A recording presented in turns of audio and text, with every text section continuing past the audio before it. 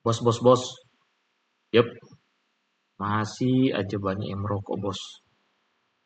Betul. Mereka belum lihat video ini, bos. Coba putarkan. Sip. Walaupun banyak peringatan tentang bahaya merokok, faktanya tetap saja banyak orang yang merokok. Bahkan, Indonesia merupakan negara ketiga dengan perokok terbanyak di dunia setelah Cina dan India. Seperti apa sebenarnya bahaya rokok bagi kesehatan? Ini kata dokter.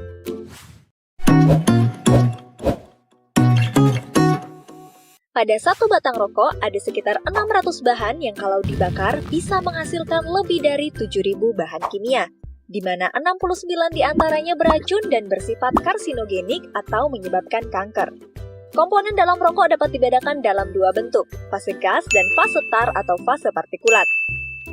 Fase gas adalah berbagai macam gas berbahaya yang dihasilkan oleh asap rokok, seperti karbon monoksida, benzena, formaldehida, hidrogen sianida. Karbon monoksida, gas beracun yang mudah berikatan dengan hemoglobin di sel darah merah sehingga hemoglobin yang seharusnya berikatan dengan oksigen malah berikatan dengan karbon monoksida dan menyebabkan jaringan tubuh kekurangan oksigen. Jika terjadi terus-menerus juga bisa menyebabkan kerusakan dinding pembuluh darah. Benzena, senyawa yang bersifat karsinogen dapat meningkatkan risiko leukemia atau kanker darah. Formaldehida mengakibatkan iritasi pada mata, hidung, dan tenggorokan. Jika terus-menerus terpapar zat ini bisa mengakibatkan kanker. Hidrogen sianida, gas beracun yang dapat berdampak buruk pada jantung, sistem saraf, paru-paru, dan tiroid. Selanjutnya, fase tar atau fase partikulat, yaitu residu hasil pembakaran rokok. Tar bisa menempel di paru-paru dan dapat merusak silia atau rambut halus di paru-paru, yang berfungsi membersihkan paru-paru dari dahak atau mukus, sehingga meningkatkan risiko penyakit paru. Tar juga bisa menempel di rongga mulut, gigi, ujung jari, dan kuku perokok sehingga menyebabkan warna kuning. Tar juga mengandung berbagai senyawa kimia yang sebagian besar terdiri dari nikotin, logam berat seperti nikel, dan zat karsinogen yang berbahaya seperti TSNA, PAH, dan arsenik. Nikotin.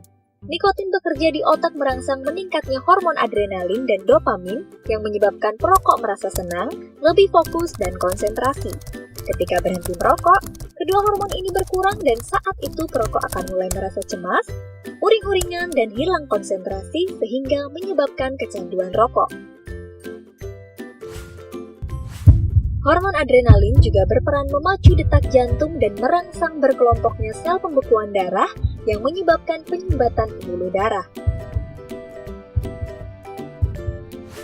Bila sumbatan berlangsung di otak, akan menyebabkan stroke, di jantung, serangan jantung, di ginjal, hipertensi hingga gagal ginjal, organ genital, impotensi hingga kemandulan, di plasenta pada wanita hamil menyebabkan kelainan pertumbuhan janin, lahir prematur, hingga keguguran. Bahan berbahaya tadi ternyata tidak hanya berbahaya bagi si perokok, tapi juga bagi orang di sekitarnya. Mengapa bisa seperti itu? Begini ceritanya. Asap rokok yang dihisap ke dalam paru oleh perokok disebut asap rokok utama, di mana saat itu tembakau dibakar pada suhu yang sangat tinggi.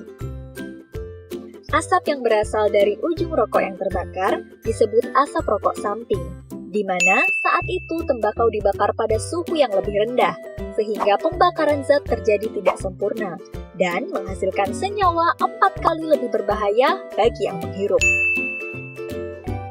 Residu asap rokok juga bisa menempel di rambut, kulit, baju, karpet, dinding, ataupun di dalam mobil yang disebut dengan third hand smoke. Residu ini bisa bertahan berhari-hari hingga berbulan-bulan dan dapat mengalami transformasi kimia menghasilkan polutan karsinogenik yang lebih berbahaya. Itu hanya sebagian dari ribuan zat berbahaya pada rokok, yang bukan hanya berdampak pada kesehatan si perokok, tapi juga mencemari udara lingkungan dan berbahaya bagi kesehatan orang di sekitarnya. Jadi, lebih baik hindari merokok. Bagi yang tetap merokok, sebaiknya hindari merokok di kawasan tanpa rokok. Karena semua orang berhak menghirup udara bebas dari asap rokok.